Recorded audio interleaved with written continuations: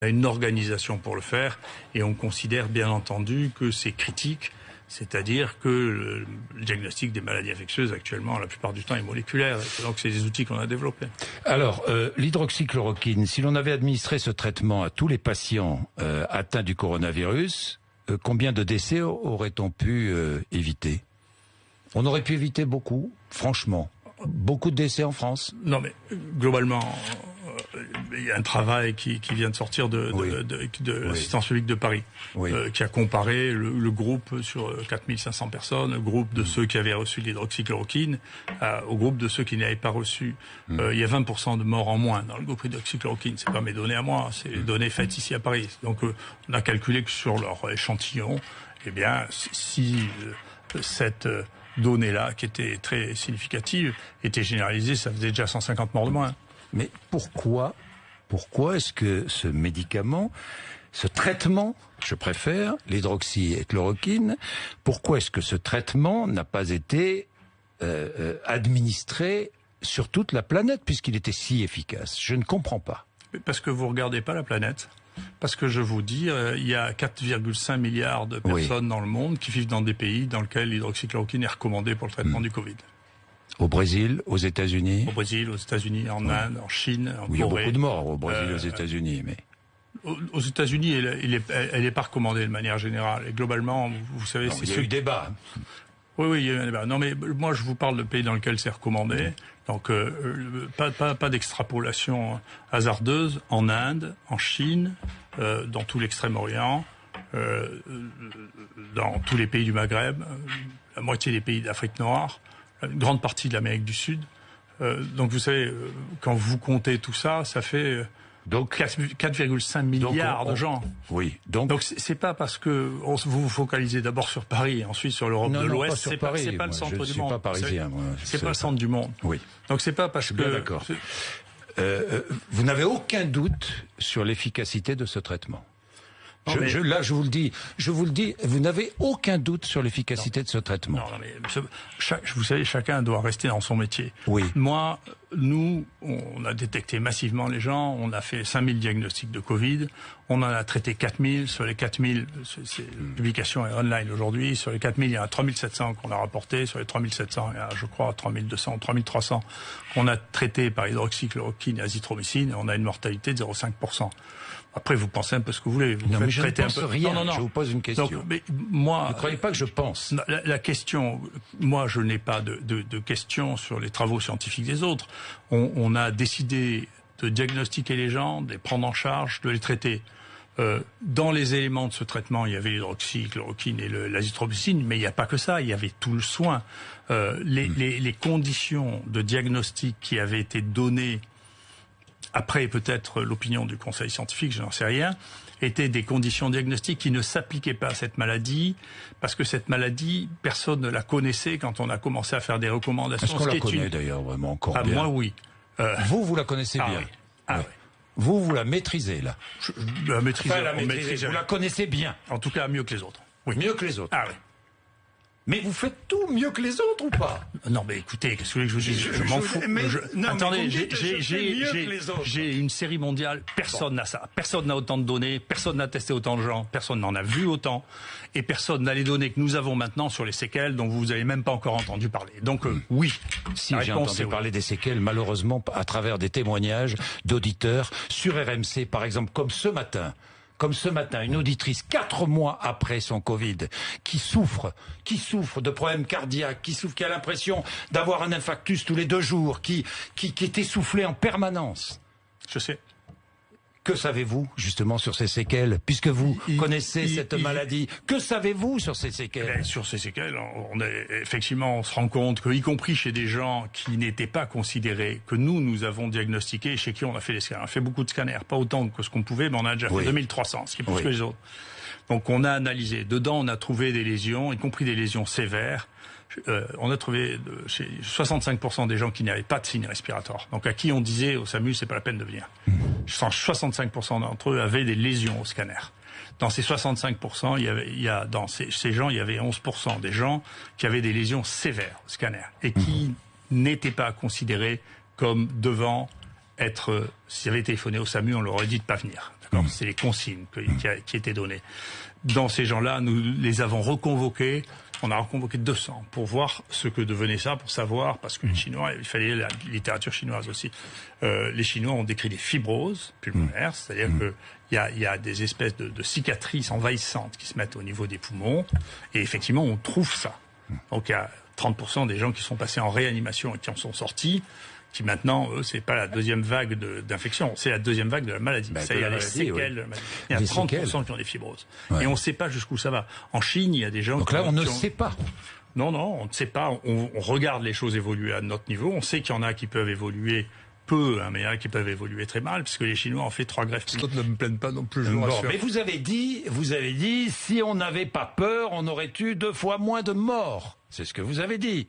Si on m'avait écouté, on aurait eu 2 fois moins de morts. Est-ce de la fanfaronnade, ça? Je sais pas si j'ai dit ça. Je crois pas avoir dit ça. C'est rare que j'ai qualifié les choses comme ça. Mais hier, sûrement pas. Non, j'ai bien pas hier. Non, pas hier. Un autre jour. Ouais. Ce qu'on peut mesurer, si vous voulez, dans les éléments qui sont neutres, si vous voulez, qui ne dépendent pas de l'épidémie ou qui ne dépendent pas de choses annexes, on peut mesurer la mortalité chez les gens de moins de 65 ans. Voilà, ça c'est très très bon marqueur. Oui. Il est clair que chez nous, la mortalité des moins de 65 ans est très en dessous de celle de la moyenne européenne et que dans la France, elle est supérieure à celle de la moyenne européenne. Donc ça doit vous faire poser des questions. Chez vous? À Marseille. À Marseille. Mais à Bordeaux? À Rennes? Alors, à Bordeaux... Mais je ne sais pas, ailleurs en France. Il faut les regarder... Il n'y a pas que Marseille, Paris, Paris, Marseille. Non, mais ce qui était intéressant, c'est... Nous, on a des données assez précises. Et on avait...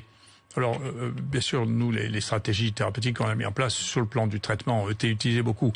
Sur le plan des tests, malheureusement, les gens n'avaient pas le choix. Hein. Donc, il n'y avait que chez nous qui pouvaient faire des tests. C'est comme ça.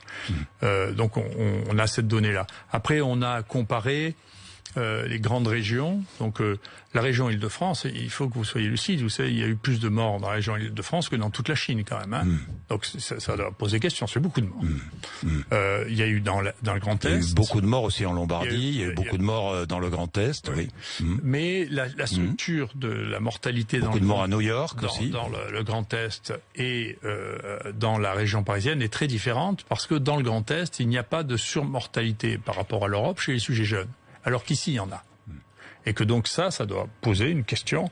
D'autre part, nous, on peut comparer quand même la mortalité des gens hospitalisés, on peut comparer la mortalité des gens en réanimation, on peut comparer... Et ça, il y a des différences qui sont significatives. Alors, vous avez dit justement, pour corroborer ce que vous venez de dire, on n'a pas soigné les gens. Ah, c'est un choix qui a été fait, effectivement. On n'a pas soigné les gens. C'est-à-dire que vous affirmez que des médecins ont tué des patients, s'ils n'ont pas soigné. Non, gardez vos déductions pour vous-même. Mais ce ne sont pas des déductions. Si, vous faites des déductions. Ce que je vous dis, globalement, quand on dit aux gens, si vous êtes malade, restez à la maison et prenez du Doliprane, on ne soigne pas les gens. Voilà, point final. Après, les déductions... Donc on risque de les tuer. Ils risquent de mourir, en tout cas. Oui, on risque de les tuer, les médecins qui prennent ces décisions.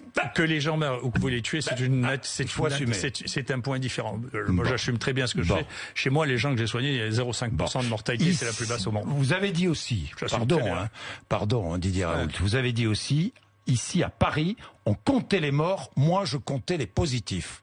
Vous l'avez dit. Oui, c'est vrai. C'est vrai. Mais n'est-ce pas insultant quand même à l'égard des soignants d'Île-de-France, des familles de victimes. Je vous pose franchement, ça a choqué. Vous comprenez que ça a choqué? Mais vous croyez, alors je vais vous dire, allez-y, ici à Paris, je viens pas souvent. Oui. Mais ici, tant mieux. À Marseille, je suis extrêmement populaire. Mais je savais pas comment les choses sont à Paris. Ça n'a rien à voir, ça. Si. Donc vous croyez que les gens... Vous croyez que les gens... C'est pas la popularité qui soigne, Didier Raoult. Non, c'est moi qui soigne. Bon, c'est pas vous non plus qui soignez. Non, vous avez déjà soigné quelqu'un dans votre vie? Moi, je suis pas vous avez sauvé quelqu'un dans votre vie? Non, alors calmez-vous. Non, mais Didier D'accord, Raoult, non, écoutez, calmez-vous. Non, mais donc m'expliquez pas la médecine et m'expliquez pas ce que c'est soigner les gens. Je n'ai fait que soigner les gens. J'ai fait soigner les gens, mais si vous faites pas le diagnostic des gens, vous pouvez pas les soigner. D'accord? Donc, donc, ce que je vous ai dit et ce que je vous répète, et n'en faites pas de déduction foireuse, je vous ai dit, quand on dit aux gens, ne faites pas de diagnostic, restez à la maison et que le message du SAMU... On tue des gens. On ne tue pas des gens. Écoutez, vous allez me le répéter 10 fois, puis je vais me lever et m'en aller. Donc vous écoutez ce que je vous dis, d'accord? Ce serait une erreur. Non, je m'en fiche de vous. Vous savez, Oui, de votre pluralité, je m'en fous aussi. Voilà. Donc bon. Si on s'en fout, on peut partir tous les deux, je m'en fous. Bon, alors allez-y. Vous l'avez bien compris. Allez-y. Je m'en vais. Allez-y. Allez-y. De nombreux professeurs de médecine. Allez-y. Allez-y. Ne partez pas, j'ai des questions à vous poser. Non, mais posez-moi des Didier questions Raoult. intelligentes et arrêtez de me répéter Ne me les choses. dites Alors, pas est-ce que- que vous avez tué des gens Ne et me tué des dites gens? pas- Ça n'est pas intelligent. Ne me dites pas que je ne pose pas de questions intelligentes. Si, je vous le dis. Bon. Vous n'êtes pas journaliste. Je suis pas journaliste, mais Bon. je suis un humain normal. Moi, je ne et suis puis pas voilà. médecin, vous n'êtes pas journaliste, on est donc d'accord. ne me Bon, donnez alors pas je de leçons change de médecine sujet. et Je parlez-moi change de correctement. sujet. De nombreux professeurs de médecine, des femmes, des hommes, médecins, infectiologues, sont-ils achetés par l'industrie pharmaceutique? Oui ou non? Non, mais vous posez des questions qui sont trop simples. Je suis désolé. C'est pas acheté. Mais- Est-ce qu'ils ont des conflits Alors, d'intérêts? est-ce La qu'il y a des réponse- conflits d'intérêts? Mais c'est évident qu'il y a des conflits d'intérêts. C'est vrai Bien sûr. Enfin, quand vous avez les objectifs de l'essai majeur étaient de faire exclusivement du Remdesivir, alors qu'on savait exactement au même moment que le seul qui avait fait la preuve de son efficacité, c'est l'hydroxychloroquine, et qu'on ne parle absolument pas de l'hydroxychloroquine dans les essais thérapeutiques mis en France. Mais pourquoi ça? Parce que c'est un laboratoire, Gilead, qui fabrique, qui propose ce traitement? Oui, c'est ce médicament de Gilead. Ouais. C'est pour ça.